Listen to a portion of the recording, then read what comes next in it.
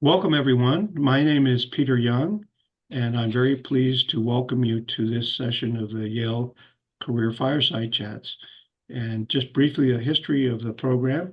It started about 14 or 15 years ago, and I had a unindicted co-conspirator, Trish Takemoto, and we came up with the idea because one thing we noticed, because a lot of us recruit at Yale, and I recruit regularly at Yale, is that as smart as the students are, that they had really bad information about different careers.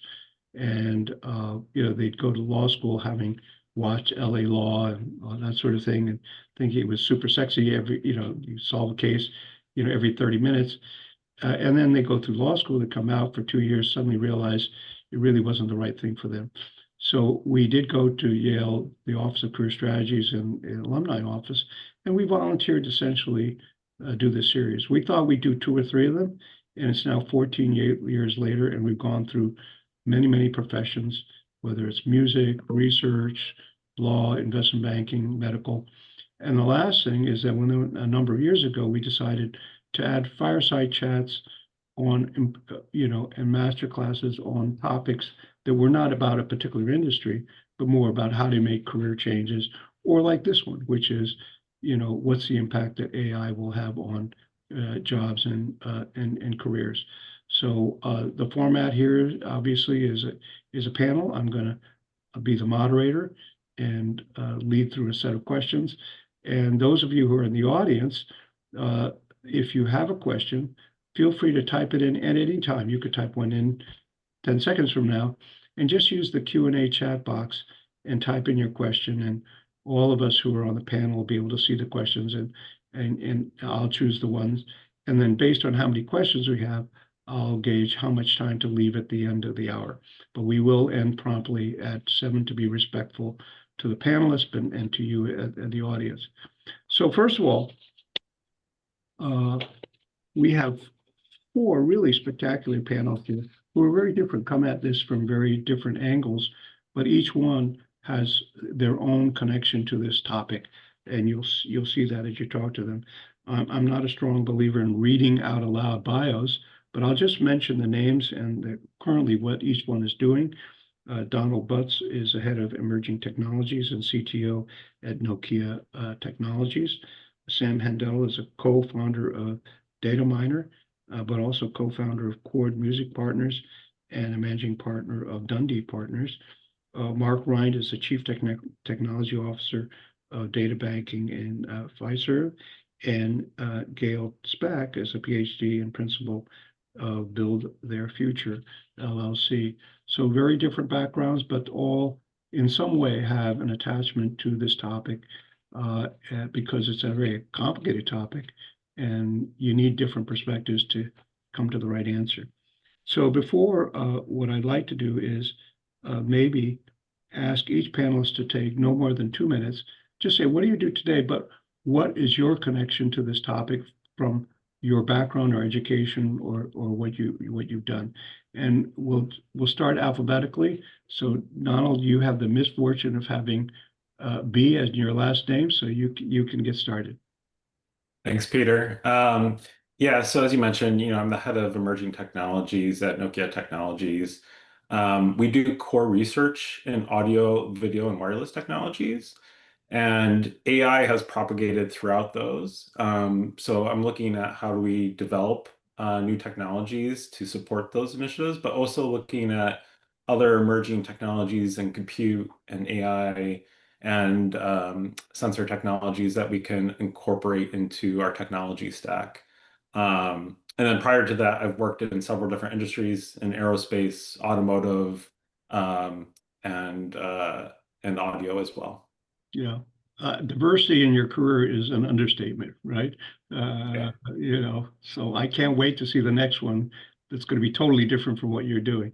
Sam, you want to explain what you do and a little touch on also things you've done before because they relate. Sure. Yeah, thank you, Peter. Thank you, everyone. My background's a little unusual also. Started my career in finance. I was a portfolio manager doing risk arbitrage and event-driven and a couple of hedge funds. And then I started a tech company with two of my Yale roommates after college in 2009 called Dataminr. And the idea of Dataminr was that everyone with a cell phone was a journalist. If we can pick up that data in real time, could use that data very wisely. We called it a machine learning company, but I think we were kind of doing AI before it was cool, and we ended up mining Twitter initially, and then the team has expanded out to over 1 million data sets. I was not smart enough to ever work at Dataminr. We built a product for my use case. I stayed in finance. We built it for my use case. And about 5 years ago, I ended up having another funny career pivot. A friend of mine was selling a large music catalog, and during the pandemic, I quit my job and put together a deal and started a company called Chord Music Partners.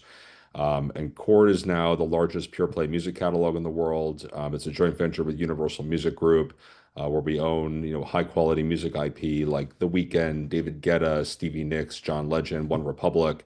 And we're very focused not just on using AI to simplify our royalty models and make our business easier, but we're now using AI to connect people more deeply to their favorite music.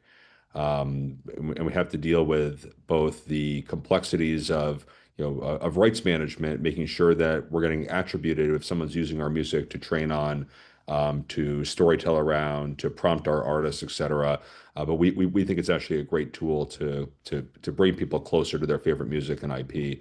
So it's a topic that's very near and dear to my heart. Yeah, well, music is certainly an industry that technology is regularly disrupts, right? Yeah. Okay, Marc, you're next. Hi, thank you, Peter. Hi, it's Marc Rind, actually, not Rind. Everyone says Rind. Don't feel bad, but I taught my kids you have to correct everyone, otherwise, how are they going to learn? So that's feedback loops, and it's important to make sure you're getting your data straight. Hi, everyone. I'm the Chief Data Technology Officer here at Fiserv, building data-driven software for our clients and customers who are generally mid-sized, regional, larger banks, other than the big ones that everyone knows, but probably community banks, all the way down to credit unions, also for merchants, card processing, Clover devices, if you ever seen those at a lot of locations. So with over 3,000 financial institutions, and I think the stat is something like we touch probably 1 in every 2 households somehow, some way, either through a bank account or credit card, or something along those lines. So that's a lot of data. I've been here for 6 years. Before this, I was at ADP for 16 years and have always worked in data, pulling data together for the National Employment Report, a lot of client-facing products at ADP, and leveraging all of that information in a safe, secure, and aggregated fashion. Doing the same thing here at Fiserv, pulling some fascinating data together to help our banks through data science, but now also through agentic capabilities, getting that data prepped up for every single bank, and every single business has to be ready for it. And you have to get your data straightened out if you want agents to be able to help you get through your what is it your mission is. If you have poor data, you're going to get poor results. Okay. So, may I interrupt? Because that's you're past your 2 minutes. So Gale. Hello, everyone, and welcome. I'm the educator on this panel. I have a Ph.D. from Yale in political psychology. So talk about a pivot from that kind of background. I've worked in many universities, but the last 27 was at NJIT, New Jersey Institute of Technology, a research one, a comprehensive STEM university in New Jersey. There I led all of continuing professional education and distance learning. So my pivot was now I do understand technology, but I did retire and I became fascinated with what had been happening with AI. So I have been teaching through my little tiny consulting firm to all levels, basically cradle to gray, in that middle school kids about AI, professionals, graduate students, and just this last week to senior citizens, focusing on the job aspect. that's what I'm here for tonight. Yeah, okay. Well, I think what we thought we would do, though, is before we get into the actual topic of AI impact, it would be a good idea to take a big picture and just take a few minutes and get these panelists their view about AI in general, right? Because, and look at the big picture. You know, we've had so many innovative things that have, you know, whether it's, remember, genomics, right, was a big thing, or, you know, so forth. So we've gone through some periods where suddenly some technology, something became a hot topic. And inevitably, in most cases, it turned into a bubble. But then some things succeeded and others failed. So I guess the big question is for any of you who wish to comment, uh, you know, well, how do you see AI? Is it a big bubble? Are there parts that just is it going to succeed no matter what, or are there parts that are going to fail? Any thoughts about it? I have my own thoughts, but I'd like to get your thoughts on that. Out of this, right? Is it going to be like genomics, where everyone went public that they put, you know, X at the end of their company name, or is it going to settle down into some very, very productive and successful markets? Anyone who wishes to speak? Yeah, I can go. Yeah. So I would say right now AI is very good at kind of well-defined task and inference task. You know, doing coding has been great. Image recognition, pattern recognition, those kind of areas. I think where there's hype right now is, you know, when you start talking about artificial general intelligence, there's a lot of hype around that. It's similar. I used to work at Harman back in the day, and you know, we were working on autonomous car systems, and there was a lot of hype around that. But it was at the time when, you know, the autonomous cars couldn't really tell intent of the people around them. And I think we're kind of at a similar state right now. If you look at AI is really right now is really coined around kind of large language models, and a lot of those large language models have been kind of developed around data sets, text data sets that you know, it's been trained on the whole internet, and now it's starting to be trained on kind of private data sets, and those have been exhausted. And what the future is really going to be built on is how do you build it for the physical world? So you're starting to see different startups in that space and different types of devices to kind of collect that physical data, to start to train kind of these like future kind of devices. When we start talking about humanoid robots and those you know, AR glasses, those are really kind of to really get a sense of that physical world, because AI is not very good at that. And so if you really want to achieve kind of that artificial general intelligence, you need to have that physical data set. And I think the hype right now is around kind of this text data set, and it could do a lot of things, but for it to actually be functional in the real world and like to have general robotics all around you, you need to have these kind of physical world data sets, which will take time to build and train these AI models on. Yeah, and I'll make two comments. One is uh, they're only as good as the data that they use, right? That's right. And that's the real problem. The other, though, is the economics. And sadly, if you listen to all the big, you know, the Meta, you know, Microsoft, OpenAI, and so forth, and every time analysts ask them, how are you going to make a return on these billions and trillions of dollars you're investing?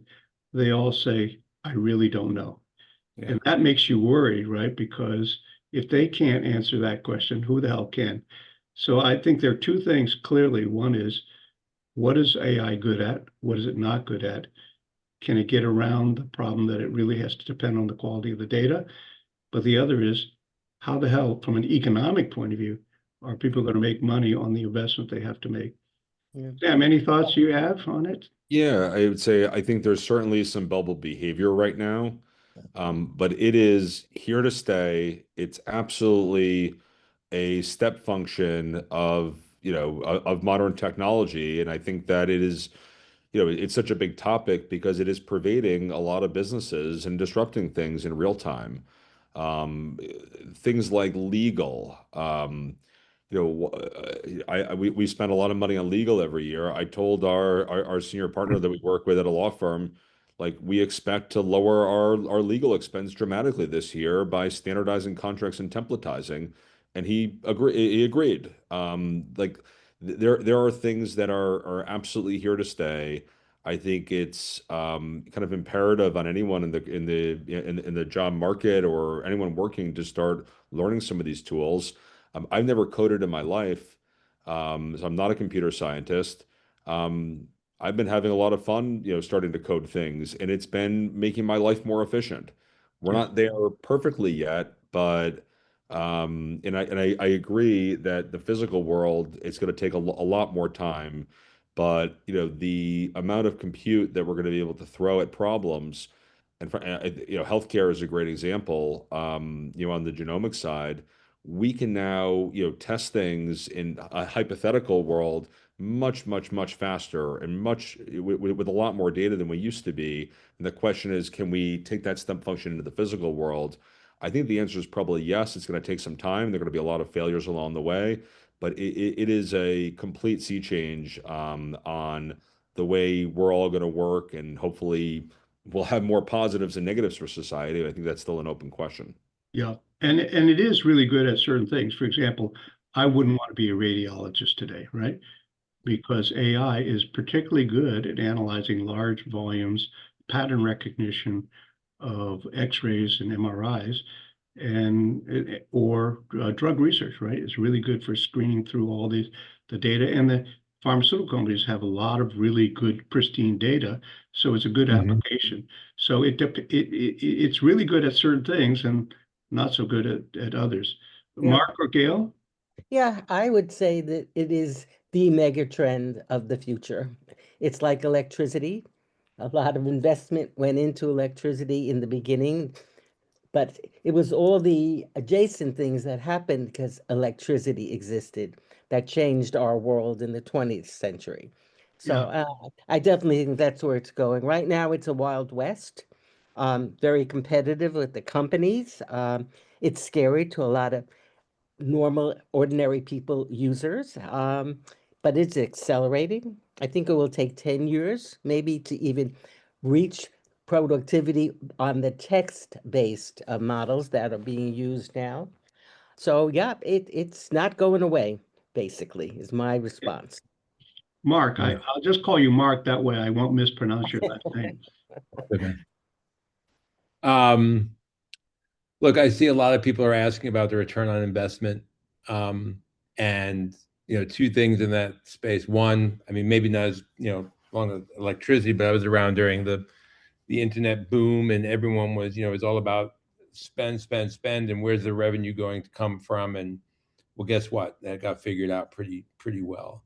And I think that's an important thing to remember, because a lot of people see it when they're worrying about it. Oh, I can cut all these jobs. I can reduce my spend, when really there's only so far you can reduce. You can't reduce your spend less than zero, right? So it's really about finding the speed to getting things done quicker, faster, better. I think that's what I'm most excited about. I teach a class where I give out a data set, and I have the students, this is a final capstone course.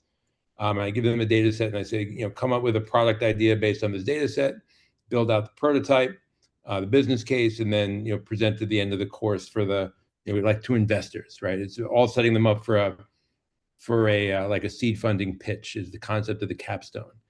And this past semester, I let them loose, use as much AI as you want to get it all done.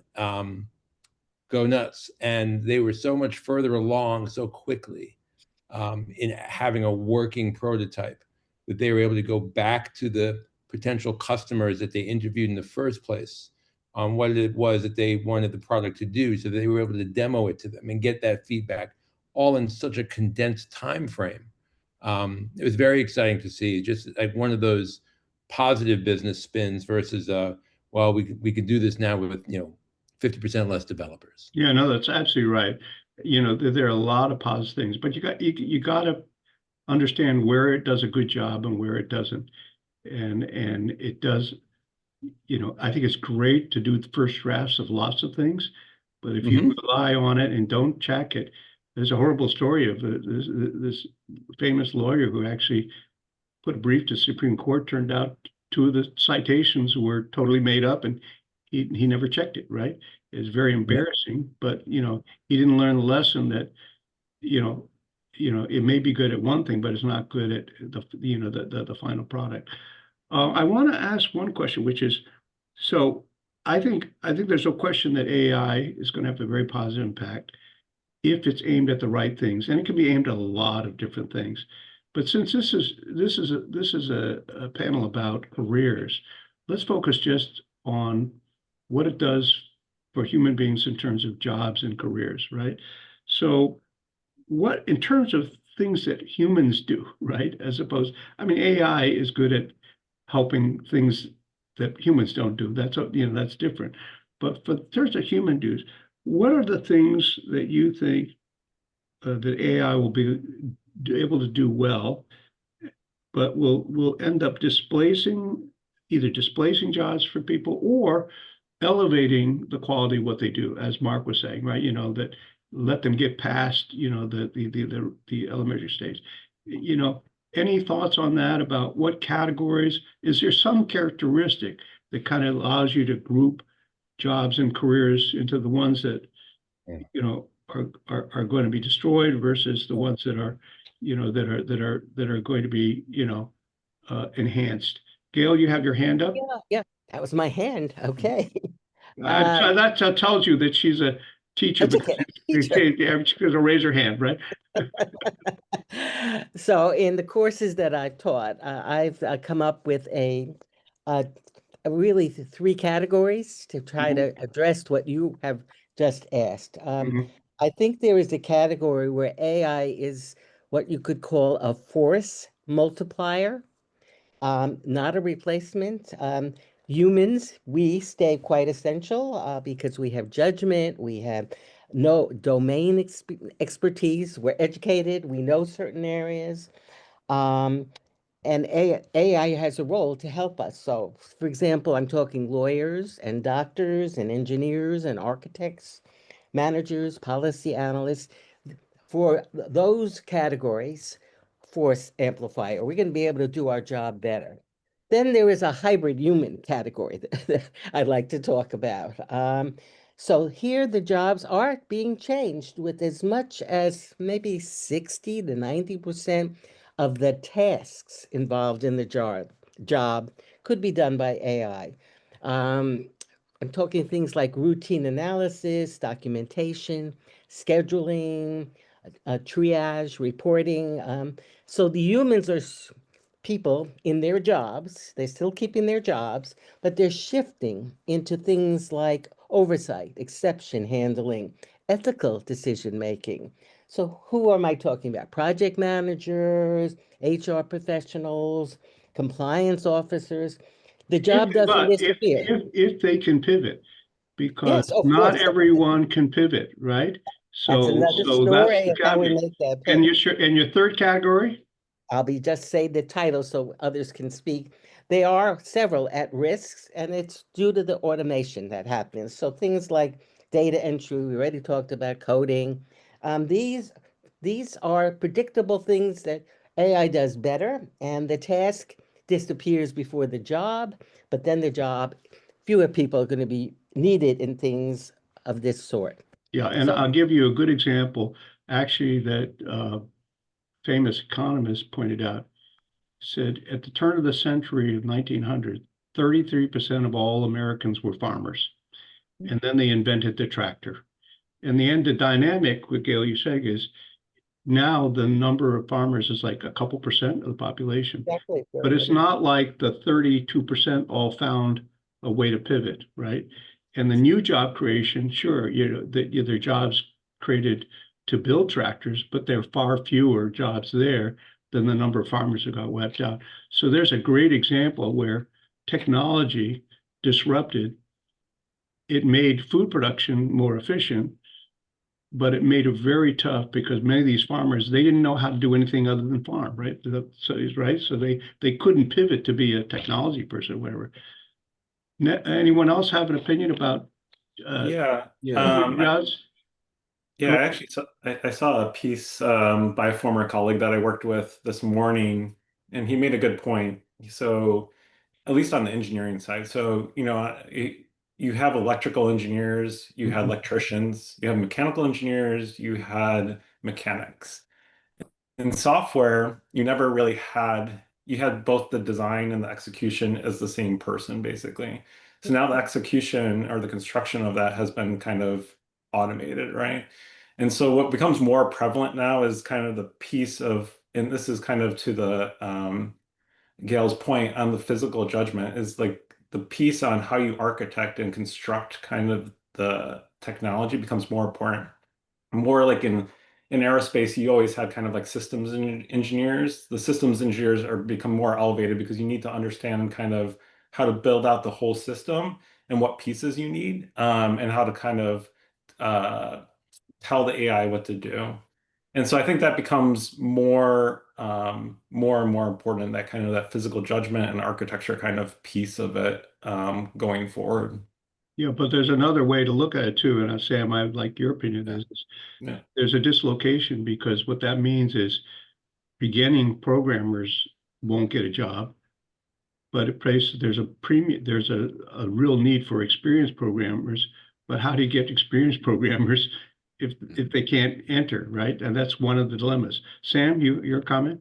Yeah, I would say I sort of bucket it into, and forgetting the physical side, I think in the physical world, it's going to take a long time to replace, the human picking strawberries because of the cost to build machines to make that easier. But on the kind of call it digital side, creativity is kind of how I think about it. Like you can't replace the creativity and the judgment of humans right now. Right. AI tends to bring things to the mean. It is incredibly powerful to enhance our ability to be efficient, but it's not replacing, you see it in music construction, you see it in writing. Mhm. Um, the language tends to go toward a certain mean. And a lot of the jobs, yes, the junior person, I think is in trouble a little bit right now. But if someone comes in with creativity and the ability to influence people still want to have their salesperson. I don't want to get bombarded by AI agents all the time. If I'm doing a complex business deal, I need a human being on the other side of the table. And Yeah. that human being needs to have good judgment, needs to be creative, needs to understand, really truly understand my needs for the business. And I'd much rather go out to drinks and dinner with them than go out to drinks and dinner with a computer, if that makes sense. Like you still need humans for those types of jobs, and I don't think that's going away anytime soon, if not ever. Any other comments about human replacement by AI? Yeah, just to add to that, I totally agree with Sam. And actually, my eldest son, a lot of his friends went in for computer science degrees and are having a hard time finding positions. And my advice to them, because there are junior developers, is, as they're looking for a job to become more senior, my suggestion is always pick up a passion project and start working on it, like now, and go as part of it, do the things Sam spoke about. Go speak to potential clients, customers who are interested, get their feedback, come up with the presentation, get out in front of them and speak to it, right? To initiate conversation around it. The coding part of it is becoming the easy part. It used to not be. Now it is. The architecture of it, the scaling of it out, like the economics behind what it would take to get it there, even if it never sees the light of day. When I'm interviewing folks now, I look through the resume. Yeah, skills. Yeah, right. Tell me about your passion project. What do you got? And that's when I see them light up, because those are the people I think that are the future are going to need. The things that the robots can't do is speak to other folks, make that human connection, and sell their solution. I think that's going to be more important than actually building the solution, because the building is going to be a lot easier. Yeah. Yeah. And I think for those in the audience, because this audience is made up of students, graduate, undergraduate, graduate, and also young alumni is basically audience. And I think what the message from at least the last 10 minutes is, if you're thinking about a profession, in addition to saying, am I a fit? Am I good at it? Do I love that? Whatever. You have to ask the question of, look at the crystal ball and how is that career going to be affected by AI? It doesn't mean it changes what you do necessarily, but it may change what you do or what part of that industry that you want to be in, right? Just like healthcare. There's no question. There are parts of healthcare that totally bulletproof to AI or AI is going to enhance, but not radiology, you know? So if you want a healthcare profession, radiology is just not a good place to be because it's like the place where AI can just do a better job, you know? Now, any examples that you can think of, and I hope there's more than one, where AI is actually creating more jobs as opposed to either rearranging or reducing jobs for humans. Any that you can think of? Yeah, I have one that we're in the middle of right now. And in like areas where you have a lot of data and also what I call the tribal knowledge, right? The understanding about how large enterprises work. The position of the semantic or the context engineer is starting to pick up a lot of traction. And it's basically deciphering and understanding how an operation or how something works, or most importantly, the business reason why a data field is present in a database. What does this mean? How did it get here? What were the sources?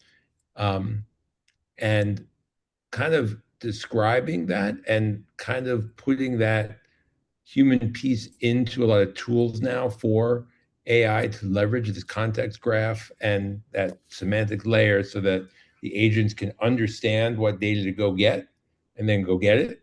But in order for them to understand what's the right data field, there has to be that layer that, oh, go talk to Jimmy. Jimmy knows which data to go get. He knows the report. Yeah, but the question was, where is it creating new jobs? Yeah. That's more, how is it changing jobs, right? Or how do you approach it?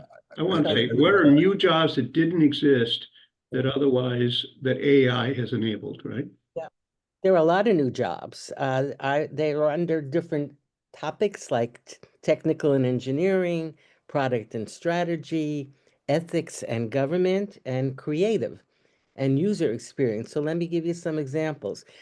There is a big deal now about a chief AI officer in companies because it's not that easy to institute and implement an AI strategy for a company. You need someone on top of it. Ethics, oh my God, that's the key thing going on, I believe, in many sectors. AI ethics officer, new job, never existed before. You have to know AI, you have to understand ethics. In creativity, things like prompt engineer is still something that may go away with the agentic AI, but it's still being hired in. A generative design specialist. I know marketing. Oh my goodness. Now you don't need to get, it's all about getting your name into internet and when people search on Google. Now it's different strategies to get your name, for example, Yale's name, into marketing, into a search that comes from an AI agent. So those are some examples. There are new ones out there. I would just say Go ahead, Sam.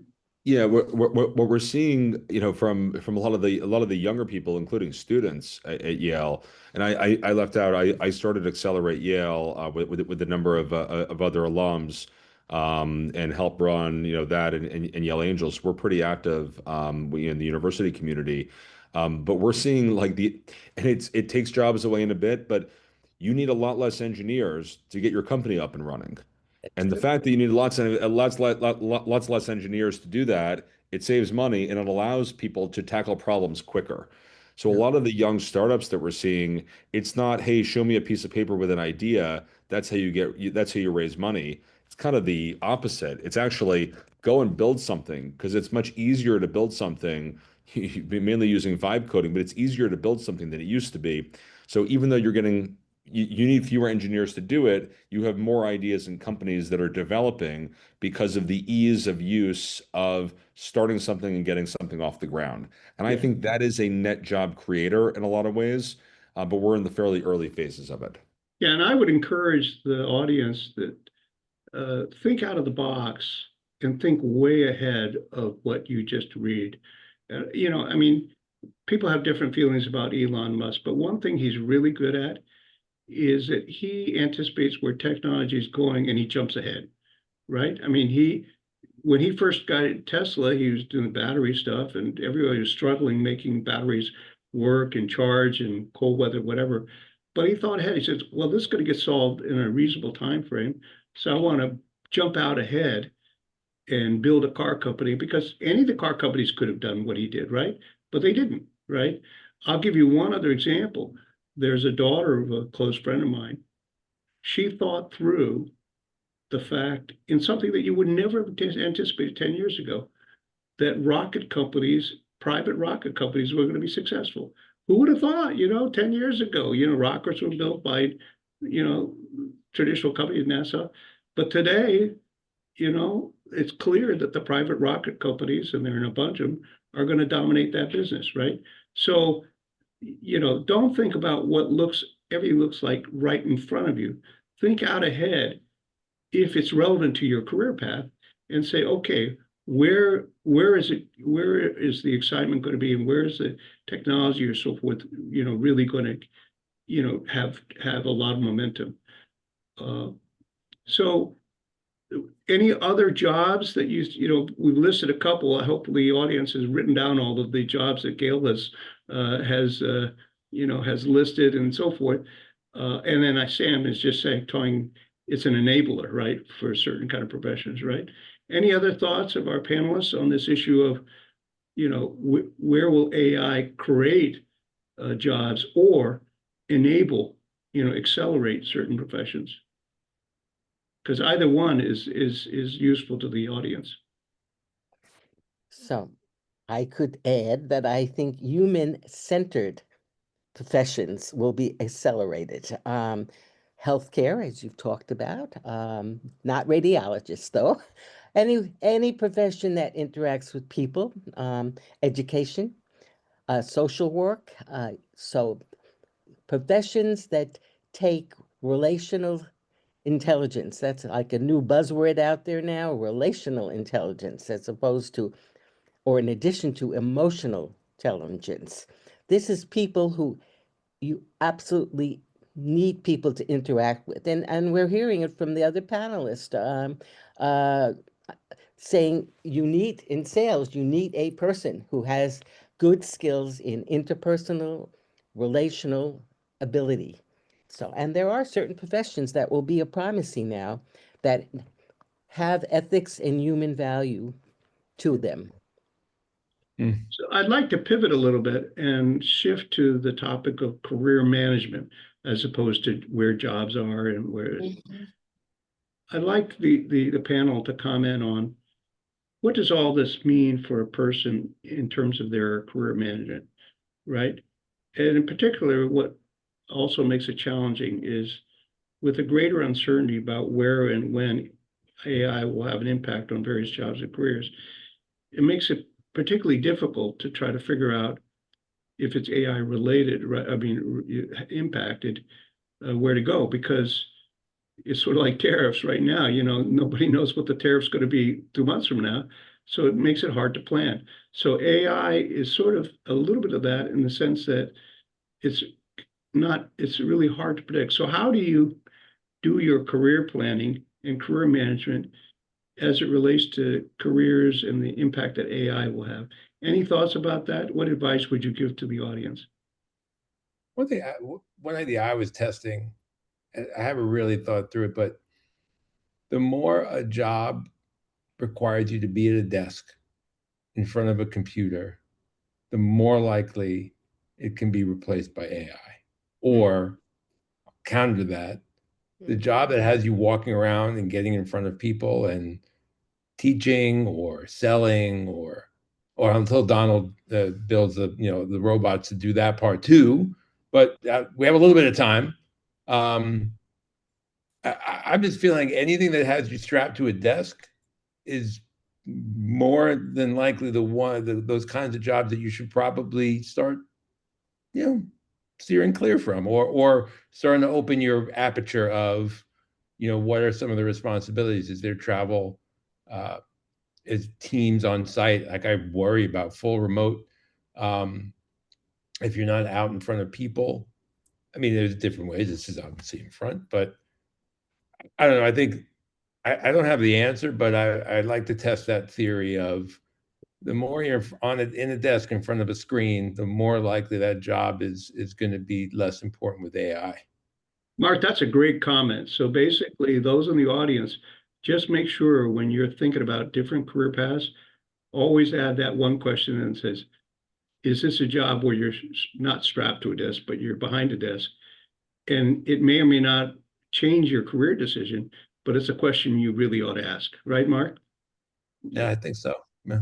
Mhm. Any other thoughts about how you manage your career in a relatively difficult to forecast, AI impacted world? Yeah, Well, I could add that one comment. I think looking at it, I think the hardest area to kind of that there will be a lot of time where before AI has a large impact will really kind of, I mentioned the physical world, but I also think deep tech. So like, areas of like quantum computing, areas, advanced sensors, aerospace, those things will be kind of very hard for AI to have an immediate impact on. So the deep sciences, I think, is an area. And then as far as kind of like career management, the other thing that I would add is I would use AI to your advantage. So really kind of use AI to understand the industry, really understand where that industry is going, and so that you can kind of build kind of tools and data sets to kind of be ahead of that curve in that industry that you're in. And so really try to kind of surface those kind of weak signals and kind of build upon those, I think would kind of be my advice is kind of like the career management path for both of those areas. That's a really good point, Don, because after all, you can use it as a way of career planning and thinking. You could ask it the question like we ask for each of these, which is, give me a candid view about what it's like to be a lawyer, and you'll get,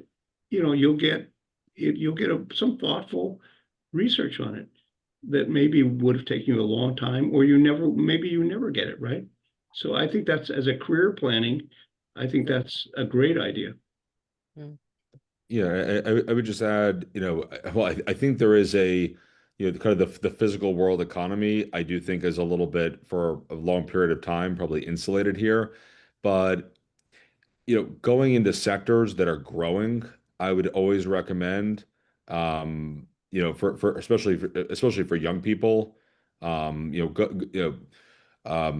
was a lot of the students were going into blockchain. I think blockchain had its issues, but it's still a growing sector. Companies that are hungry and moving forward rather than defending turf are going to be a better bet for most people to be at, in my view. Yeah.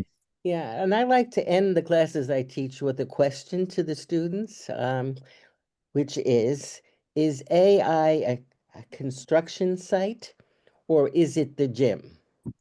So let me go a little bit more on that. I saw your face. You're going to have to explain that, Gale, because I can't figure it out. Oh, I saw you. I'm going to run before you. I'm going to run it through ChatGPT and see what happens. Right. All right. Construction site. Machines are just incredible right now. Physical, the actual machines, they let you lift things and build things and faster and build structures that no human could build alone, right? The skyscraper. AI is exactly a machine like that. If you think about it, it can help a person looking for a career create personalized software, analyze complex data. We've talked about some of the great benefits. So this is where AI lets you, the career person, make you bigger. But the gym is different. At the gym, the whole point is not to use the machine, right? To do the work. There may be machines there, but the point is you're going to the gym to increase your own capacity, your strength, your resilience, your judgment, your ability to navigate ambiguity, of which there is so much of right now in AI, and your humanness. AI can't do that part for you. This is where you invest in yourself. And here, being an educator in lifelong learning, deepening your expertise, we've talked about some of this stuff. Strengthen your ethical side. So the real opportunity of the moment is learning to tell the difference when you lift and when you make yourself stronger. But I don't have the answer. So now, was that a good analogy or not? No, that's a good analogy. By the way, I'll tell a short story. Right after ChatGPT was introduced, we decided to have a Yale career panel on AI. And it was kind of fun because we got two really good experts. But I told them there'll be a third panelist, but I won't be able to tell you until we get closer to the event. And then it turns out what I did is I fed the questions for the panelists through ChatGPT. So when we started, I said to the panelists, I said, "Oh, I apologize for telling you late who the third panelist is, but the third panelist is ChatGPT." And after each one answered a question, I tried, text to voice, and it didn't work. I read what the ChatGPT answers that question. It was hilarious. It was the most fun panel you could imagine. And at the very end, I asked the two human panelists, I said, "Okay, guys, what grade would you give ChatGPT as a panelist?" And you know what they said? Very thoughtful, but a bit wordy.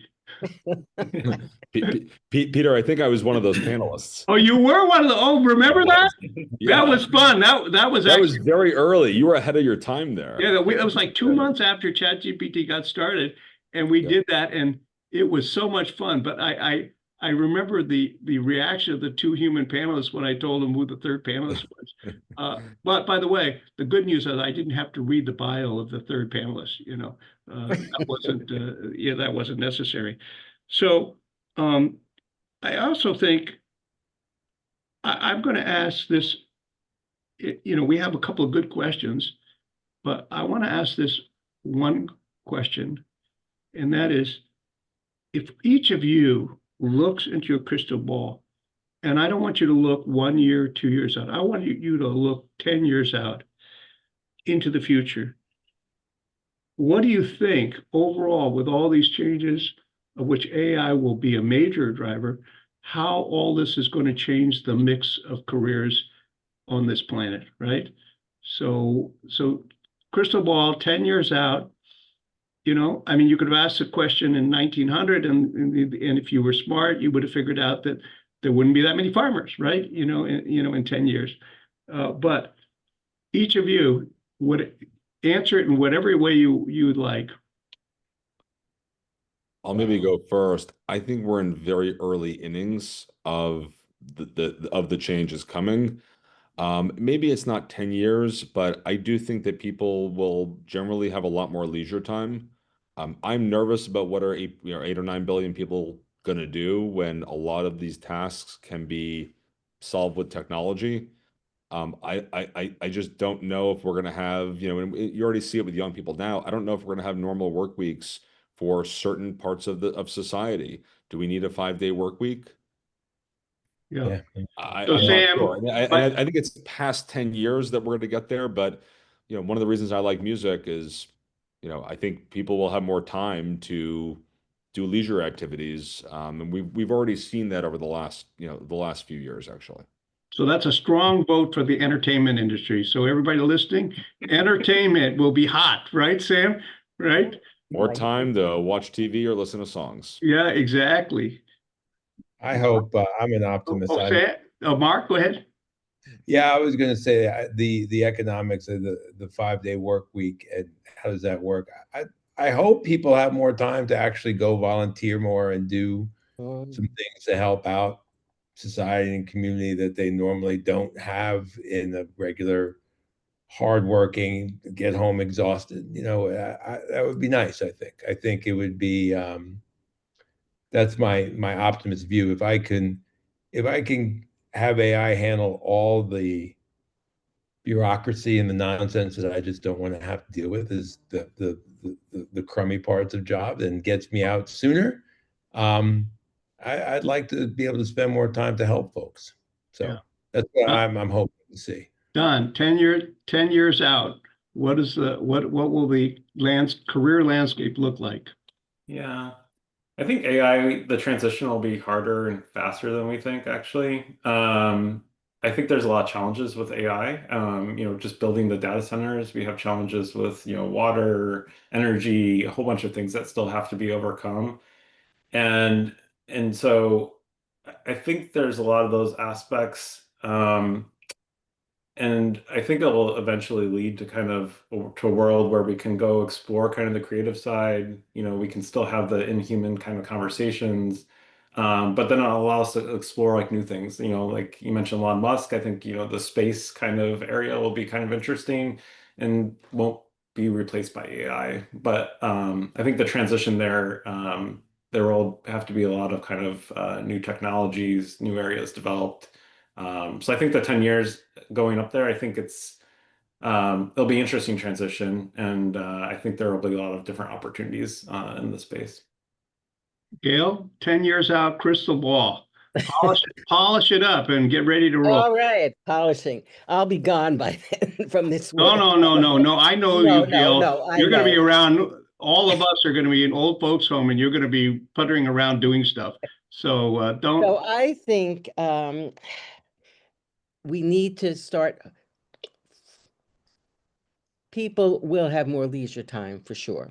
Yeah, A lot of people will be lost in this equation. yeah, There might even be the universal salary that everybody gets some money from the government so that we can pursue things like Marc is talking about. Um, it's going to be a very difficult switch because this is something different for humanity. It Yeah. really is. That's what I was talking about in a mega trend. There is some work. There's a lot of, I said at the beginning, my PhD is political psychology. I do think there needs to be a lot of policy work that will be aimed to softening the blow, mitigating this impact for so many people globally and in this country. And I'm fearful, I really are, if that policy work isn't done. But it can be done. There's inklings of it. There's a whole building a pro-worker artificial intelligence approach. Some of MIT professors have come out with this thought about, let's think about policies that are protecting the workers. Let's also think, so that's so I may not be here to see it, but that's what I predict. So we have some questions. I'll take the liberty of answering the easiest one. Mr. or Ms. Anonymous attendee said, will this be recorded and posted on the YouTube channel? And the answer is yes. Okay, so I answered that. I also have a really good friend who had two questions, which he must be reading my mind. Steve Bloom is a classmate of mine from Yale. I think, Steve, they invented fire about the time that we were freshmen, right? And my favorite, he has a comment, and it's actually my favorite response when somebody said, is there anything you can say with absolute certainty will be true as a result of AI? And my answer always is, my electric bill is going to go up, right? So that was prompted because Steve here says AI instigated job creation is happening in the energy, electricity generation, lots of new power generation in the works. So, and he's true, he's right, there will be more jobs related to electricity, energy as a result of this. If the basis of AI technology continues to be data centers and so forth. And then he had a ditto, he says, with respect to energy storage and batteries. So there's that. Now we have one question here, let me ask. So we have here, someone also anonymous says, does the panel expect the pace of AI development to increase, slow down, or maintain its pace? Anyone on the panel can answer.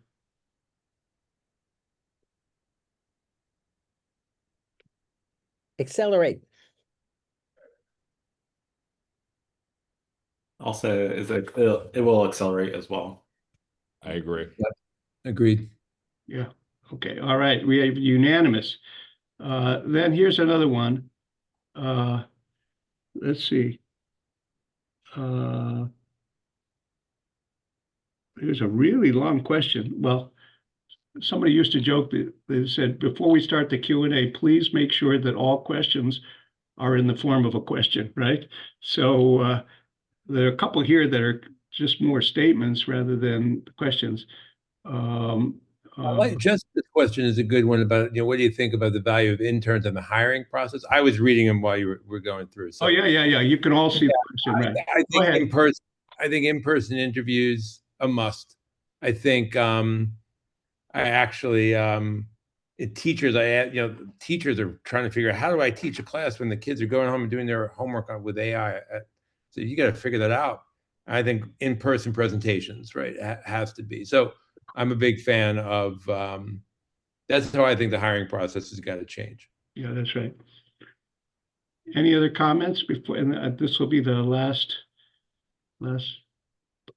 Yeah, I was just saying on hiring, there are a lot more applications now. Like everyone's using AI in the hiring process, right? The job hunters are using it, the companies are using it to filter. People are throwing in tons of AI botted, job applications and letters. Like there's a lot of that right now, and it's complicated. I do think that there's a lot of uncertainty and volatility around young people getting hired. You're already seeing that. It's hard for especially computer science folks. It is way harder to get a job than it was 5 years ago because companies are like, oh, I can do it myself. I don't need to bring on people. It's an area of cost cut right now. They might be wrong, frankly. Yeah, I think in some cases they're going to be wrong. But I think it's very hard to predict the entry-level jobs, and people said it earlier.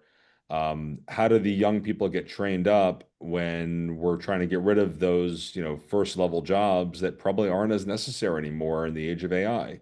Are there different models that companies can take to train people up that don't require them to do a lot of manual, menial work? I hope so. There's one comment I would make, advice I would give, and I give this any case where there's a lot of uncertainty. I say resilience, the ability to pivot. If you can't tell exactly where the road is going to be, then it becomes very important that you know how to pivot and be resilient. And I think that is something that is very important, right? Because to be honest with you, as this panel, we got very capable people here, but they're having trouble saying exactly what direction. So if they are, it's not going to be possible for other people in the audience. So be resilient, figure out how to pivot, and because guess what? The landscape, no matter what we try to noodle on it, it ain't going to look like exactly what we think. So we're 1 minute away from the end. I want to end with one personal story. Involves my wife, Sam. You've met my wife, so you know what I'm talking about. She's very smart. She's a professor at Columbia. She is pretty amazing. She's pretty amazing, right? I married up. What can I say, right?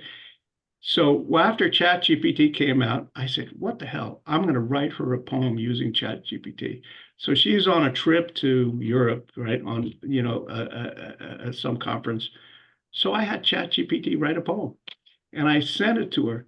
2 seconds later, by email, she wrote back, said, ChatGPT, ? So when I came back, and she said, I said, well, how did you figure this out? Like in 2 seconds, you figured out I used ChatGPT. She said, well, first of all, I looked at the poem and it has all the signs of computer generated, right? But the other is you never write poems. So knows you. That's the end. So I was found out, what can I say? So I want to end, and I really, really want to thank the 4 panelists.